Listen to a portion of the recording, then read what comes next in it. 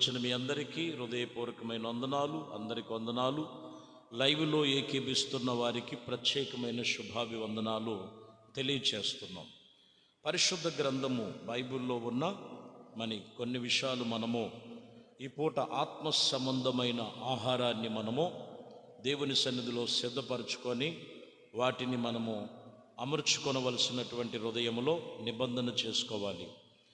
చూడండి, హెబ్రీయులకు రాసిన పత్రిక 8వ అధ్యాయము 5వ వచనాన్ని, హెబ్రీయులకు రాసిన పత్రిక 8వ అధ్యాయము, మోషే గుడారము అమర్చబోయినప్పుడు కొండ మీద నీకున్న చూపబడిన మాదిరి చొప్పున సమస్తమును చేయుటకు జాగ్రత్త పడుము అని దేవుని చేత హెచ్చరింపబడిన ప్రకారము ఈ యాజకులు పరలోక సంబంధమైన వస్తువుల ఛాయారూపమైన గుడారమందు సేవ చేశారు. దేవునికి స్తోత్రం చెప్దాం. హల్లెలూయా. దేవుని యొక్క సన్నిధిలో సీనాయి పర్వతం మీద దైవజనుడు మోషే దేవుడు చెప్పినటువంటి రీతిగా, ఇదిగో కొండ మీద నీకు చూపించినటువంటి మాదిరి చొప్పున సమస్తమును చేయుటకు జాగ్రత్త పడుము. ఈరోజు దేవుని వాక్యము, దేవుడు సన్నిధిలో మనము ప్రభు చెప్పిన వాక్యం యొక్క మాదిరి చొప్పున జాగ్రత్తగా మనము చేయవలెను. మాదిరి చొప్పున చెయ్యవలెను. చెప్పండి, మాదిరి చొప్పున చెయ్యవలెను. దేవునికి స్తోత్రం కలుగునుగాక. చాలా జాగ్రత్తగా గమనించాలి. దేవుడు ఒక ఛాయను పాత నిబంధనలో చేశారు. ఆ ప్రకారంగా మాదిరి చొప్పున, మాదిరి అని అంటే అలాగున చెయ్యవలెను, అలాగు చెయ్యవలెను. మాదిరి చొప్పున చేశారు. కాబట్టే ఇప్పుడు మనము ఎలాగంట, ఆ రోజుల్లో ఛాయ మాత్రమే. ఇప్పుడు న్యూ టెస్టిమెంట్లోకి వచ్చేసరికి యేసు ప్రభు వారు చూపిస్తున్నటువంటి విషయంలో మీరు ఖచ్చితంగా చేసి మీలో కనబడాలి. అది దేవునికి స్తోత్రం. హల్లెలూయా. ఆ రోజుల్లో మాదిరి చూపించారు. ప్రత్యక్షపు గుడారం అనేది దేవుని సన్నిధి. ప్రత్యక్షపు గుడారములలో కొన్ని ఛాయలు ఉన్నాయి. మీరు గమనించాలి. మీరు గమనించినట్లయితే మొదటిగా ఆవరణములోనికి వచ్చినప్పుడు ఏముండాలంటే అక్కడ గంగాళము నిండా నీళ్లు ఉండాలి. ఈ గంగాళము నిండా నీళ్ళు అనేది బాప్టిసమునకు సూచన.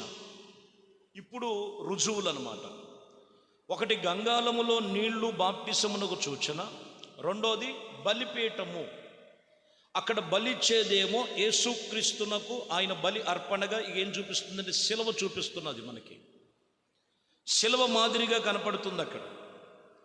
ఇంకనూ మీరు గమనించినట్లయితే లోపలికి ప్రవేశించినట్లయితే రొట్టెల బల్ల ప్రభు బల్లారాధనకు సూచనగా ఉంటుంది.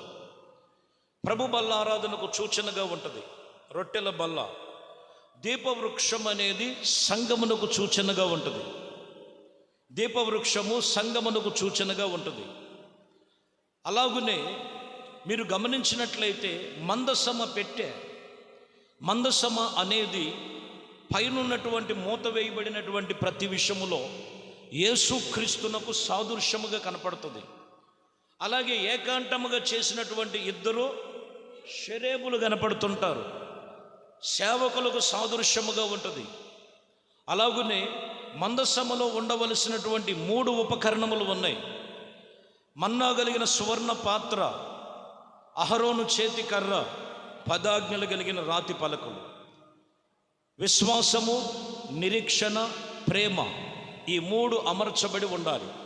ఈరోజు దేవుడు వాక్యము చెబుతున్నటువంటి విషయములో మాదిరి చొప్పున జాగ్రత్తగా మనము చేయవలెను. దేవుడు మనల్ని సూచించినది బాప్టిస్టాలు తీసుకొని ప్రభు నద్దకు వచ్చి ప్రార్థన చేస్తూ మందిరమునకు వెళుతూ ప్రభు సన్నిధిలో వాక్యం వినటానికి, ఆయన వాక్యం ఎందుకు వినిపిస్తున్నాడు, వాక్యం ఎందుకు తెలియజేస్తున్నారంటే అక్కడ మనలో ఒక మాదిరి కావాలి. అందుకని అక్కడ అంటున్నటువంటి విషయంలో రాయబడినటువంటి మాటలు మీరు గమనించినట్లయితే, కొండ మీద నీకు చూపించినటువంటి మాదిరి చొప్పున సమస్తమును చేయుటకు జాగ్రత్త పడండి. మొదటి జాగ్రత్తలు తీసుకోవాలి. నేను మాదిరిగా ఉన్నాను. ఆ రోజుల్లో ఛాయగా ఉన్నది, ఇప్పుడు ఆ రోజుల్లో మాత్రము అది ఛాయ మాత్రమే చేయమని చెప్పారు. కానీ ఇప్పుడు మాత్రము ఎవరు చేస్తారో వారి పక్షముగా దేవుడు కార్యము చేస్తాడు. ఎవరు దేవుడి సన్నిధిలో జాగ్రత్తగా ఉంటారో వారిని జాగ్రత్తగా కాపాడుతాడు. ఎవరు దేవుని సన్నిధిలో భయభక్తులు కలిగి ఉంటారో వారు దేవుని సన్నిధిలో వారు భయము లేకుండా జీవించే జీవితాన్ని వారికి ఇస్తాడు. హల్లెలూయా, హల్లెలూయా. ఈరోజు మాదిరి చొప్పున చేయుటకు జాగ్రత్త పడాలి. మాదిరి చొప్పున చేయుటకు జాగ్రత్త పడాలి. ఏ మాదిరి మనకు చూపించింది? నిర్గమకాండము 40వ అధ్యాయములో 33, 34 వచనాలు ఉంటాయి. నిర్గమకాండం 40వ అధ్యాయం 33. మరియు అతని మందిరమునకు బలిపీఠమునకు చుట్టూ చూడండి ఆవరణమును ఏర్పరిచి ఆ ఆవరణ యొక్క ద్వారములు తెరలు తెలియజేసెను. మోషే పని సంపూర్ణత చేసెను. దేవునికి స్తోత్రం, హల్లెలూయా. ఇక్కడ మీరు గమనించినట్లయితే మందిరం యొక్క బలిపీఠమునకు చుట్టూ ఆవరణమును ఏర్పరచుకొని ఆ ఆవరణం యొక్క ద్వారపు తెరలు తెరిచి అలాగున మోషే ఆ పనిని సంపూర్ణత చేశాడు. ఏదైతే చెప్పాడో దేవుడు అది మాదిరిగా చేసిన తర్వాత నెక్స్ట్ అప్పుడు మేఘము ప్రత్యక్షపు గుడారము కమ్ముకొనగా యెహోవా తేజస్సు మందిరమంతా నింపబడి ఉండెను. ఆ మేఘము మందిరము మీద నిలిచి ఉండట చేత మందిరము యెహోవా తేజస్సుతో నిండి ఉండెను గనుక మోషే ప్రత్యక్షపు గుడారములోనికి వెళ్ళలేకపోయెను. హల్లెలూయా. ఎప్పుడు మహిమ ఉంటుంది? అయ్యా నీ మహిమ నీ మహిమ నీ మహిమ నీ మహిమతో నింపబడాలంటే ముందు అక్కడ ఛాయ్ కావాలి. అక్కడ ఏం కావాలి? అక్కడ మాదిరి. దేవునికి స్తోత్రం, హల్లెలూయా. మందిరంలో నేను ఇలా ఉండాలి, ప్రార్థన నేను ఇలా చెయ్యాలి, దేవునితో నేను ఇలా నడుచుకోవాలి, దేవునితో నేను ఇలా తీర్మానం చేసుకోవాలి. ఈరోజు ఏమవుతుందంటే రాను రాను మాదిరి పోతుందండి. మాదిరి లేకపోతే మహిమ ఉండదు, మాదిరి లేకపోతే ప్రార్థనకు జవాబు ఉండదు, మాదిరి లేకపోతే దేవుడి సన్నిధిలో చూడాల్సిన కార్యాలు చూడలేరు.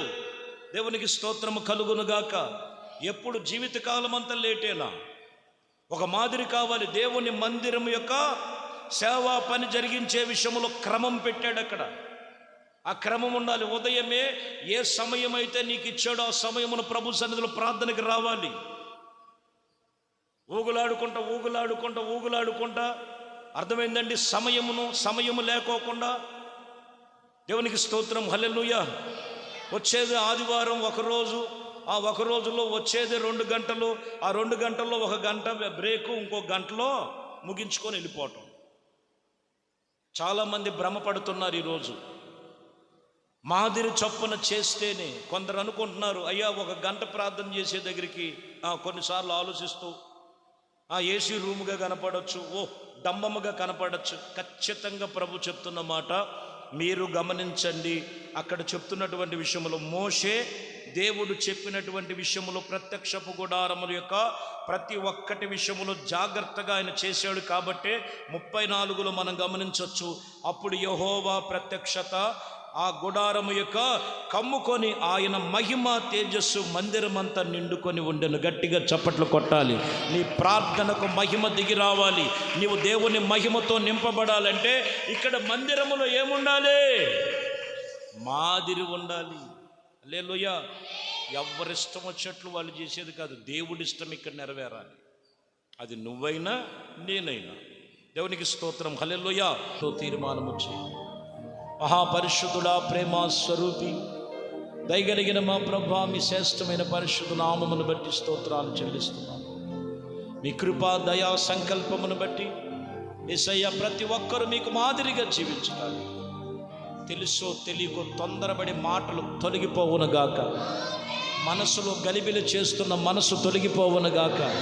వ్యతిరేకమైన బలహీనతలు యేసు నామములు లయమైపోవునుగాక.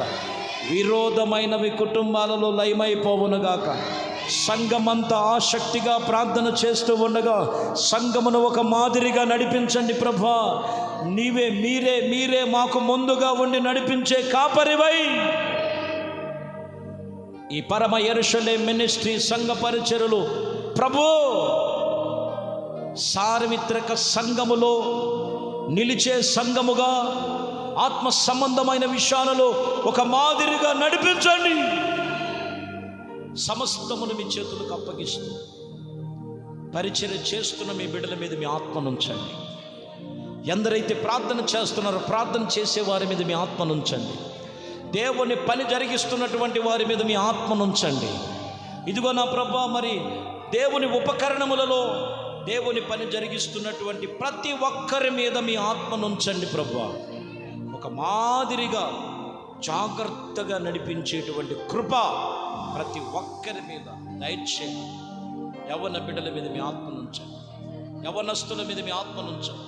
వ్యతిరేకమైనవన్నీ కూడా లోక సంబంధమైనవి మందిరాలలో అవి ఎక్కడ కూడా చొచ్చుకొనక అవన్నీ కూడా దూరమైపోవనగా యేసునామములో దేవుని భయభక్తులతో ఎదిగే కుటుంబాలుగా ఆశీర్వదించబడి మాదిరిగా మీ సన్నిధిలో జీవించండి. సహాయము దయచేయండి. మహిమ ఘనత ప్రభావాలు మీకే పొందు నజరేయుడైన యేసుక్రీస్తు నామములో ప్రార్థించి వేడుకొనుచున్నాము తండ్రి అన్నా.